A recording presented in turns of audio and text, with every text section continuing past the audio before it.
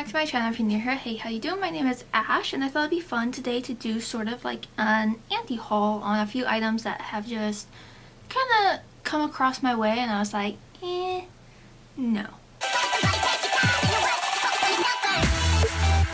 Now, as a disclaimer, it's not going to be any shade towards a company or a person. This is just something that, I saw and I was like, no, thank you. For full transparency, I have not been in the market for makeup lately, so I have not paid attention to new releases. So this is me just scrolling, and just whenever something hits and it's like, no, and this is what we get. I will scooch over a bit so I can throw up some photos on the products I'm talking about, and I don't have too many to talk about today because I didn't feel like delving too far into the rabbit hole of new makeup releases, because then my wish list would get even longer.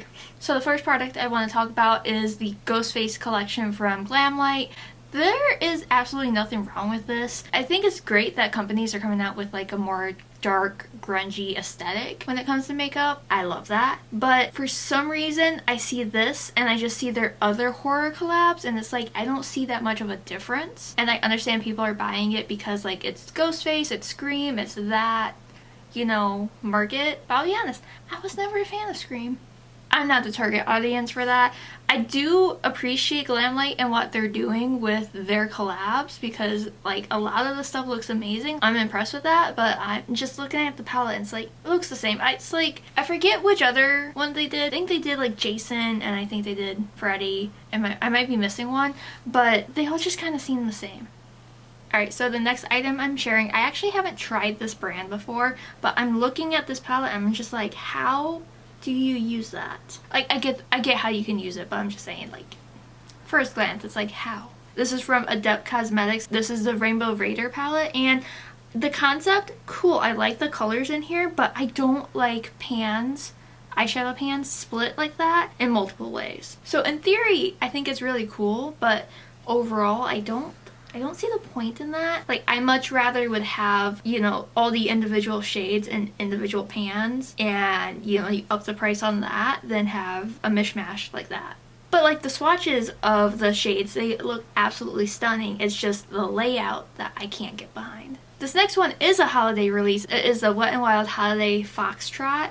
I don't know if I'm just living under a rock and I don't know what this is supposed to be about Foxtrot wise. Like, I don't know if the characters are something. For this collection, the only thing that screams holiday is the packaging, which is fine, if brands want to do that. But I feel like if I'm gonna splurge on something that is a holiday collection, I want it to be more than just the packaging. I want the items itself to lean more towards, holiday. Something fun. But honestly, this kind of just looks like repackaged Wet n Wild items. You can find the blushes and the shadow shades and the lip shades throughout their regular line. Like, I love Wet n Wild. They've been one of my favorite brands, but not into this. So for this next one, I grew up in the 90s. I'm a 90s baby. I remember these not holding cookies. This is from Cara Beauty. It's their cookie tin palette. I think the concept's funny, but it's kind of impractical storage wise because it's a big cylinder and it just seems clunky.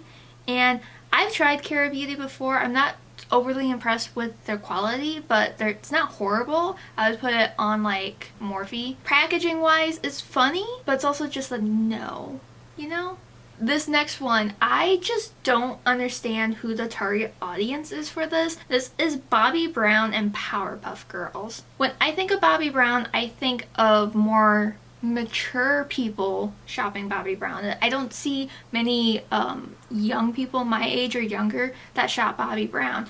People that would like Powerpuff Girls. So for Bobbi Brown to collab with Powerpuff Girls, it's weird. It's one of those weird collabs that's just like, how did this get passed? But besides that, we've seen ColourPop do Powerpuff Girls. Colorful, beautiful, loved it. This is boring, basic. I have an issue with brands just changing the packaging and the insides just being the same or boring. The insides fit with the Bobbi Brown line. I get that. They probably can't put out anything neon, but a little something more. A little something more, So this next item is a holiday set that I'm just questioning who actually wants to buy this. This is the limited edition collector set from Beauty Blender, and you get 12 sponges, which great, but Beauty Blender is so expensive for what it is, and you can honestly get really nice sponges from indie brands, from drugstore brands. Hell, you can get some on Amazon for very cheap. I think one of my favorite sponges from the drugstore besides Real Techniques is the Sonia Kashuk ones from Target. Those are great. I haven't bought an actual beauty blender in years because they're just so expensive. You go through them so quickly, and it's like, again, it's 20 bucks. 20 bucks. From my screenshot on my phone, I don't have what the actual price of this set is, but I'm guessing it's a lot of money. Okay, so this last item I want to talk about, it's technically an item slash collection because at the time of me screenshotting this, I only saw the palette, I didn't see the full collection. This is the P. Louise x Michaela way too large palette. Way too large. Like, I get it, that's P. Louise's thing, like large palettes, but like you could have condensed it to like 25 and it still be pretty. Like, I adore the shades in here, so like no hate to the shades. I love blues and I love blues and browns. I think it's a beautiful palette. Just feel like it's too big. Now there is a full collection, and I think I saw that there's like 6 lashes and some lip products and a brush set, and like it's beautiful, okay? I've never tried P. Louise though. It just seems like so much, and I said it before, but it kind of gives off like the UK Morphe vibes, but people love their stuff, so I don't know. Maybe one of these days I'll jump the gun and try P. Louise, but as of now, I don't know. I want to end this on a positive note. There is a palette that is similar to the Michaela one that came out first that I think is absolutely beautiful if you want a blue palette. This is from Cosmic Brushes. This is their Winter Wonderland palette.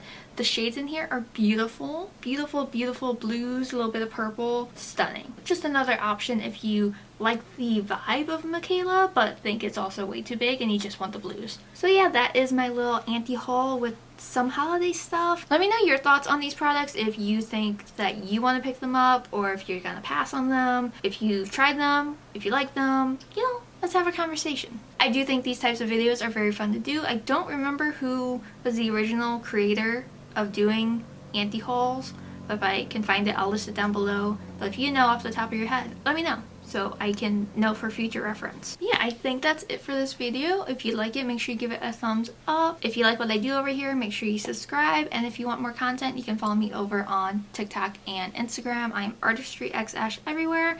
And I also have book accounts, Devouring Bookishly on TikTok and Instagram also. So everything is listed down below. Thank you so much for watching. I hope you have an amazing day or night whenever you're watching this, and I'll see you all in my next video. Bye!